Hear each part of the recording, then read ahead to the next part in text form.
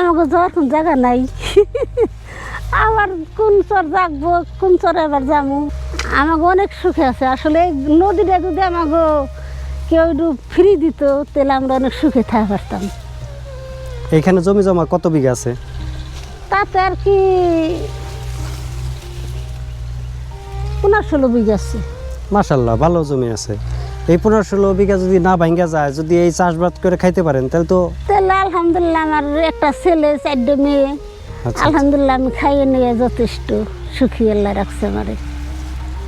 আসলে নদীতে যে আসতেছে, নদী নেই তো সমস্যা। নদী কত দূর আছে এখান থেকে? নদী এটা তো আমি বলতে পারলাম না।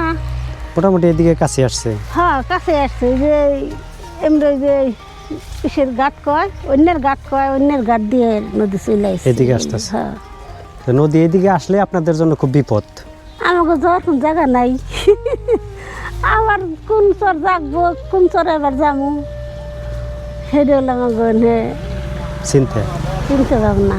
এই চরের নাম ভগবান চর। মানিকগঞ্জ জেলার হরিরামপুর উপজেলায় এই চরের অবস্থান।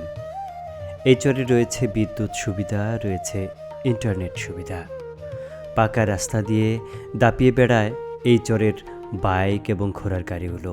চরের মানুষগুলো এক জায়গায় থেকে অন্য জায়গায় এই পাকা রাস্তা দিয়েই চলাচল করে। সব রকমের সুযোগ সুবিধা থাকা সত্ত্বেও এই চরের খুবই সন্নিকটে নদীর আগমন। তাই তো অনেকটা আতঙ্কিত এই চরের মানুষগুলো।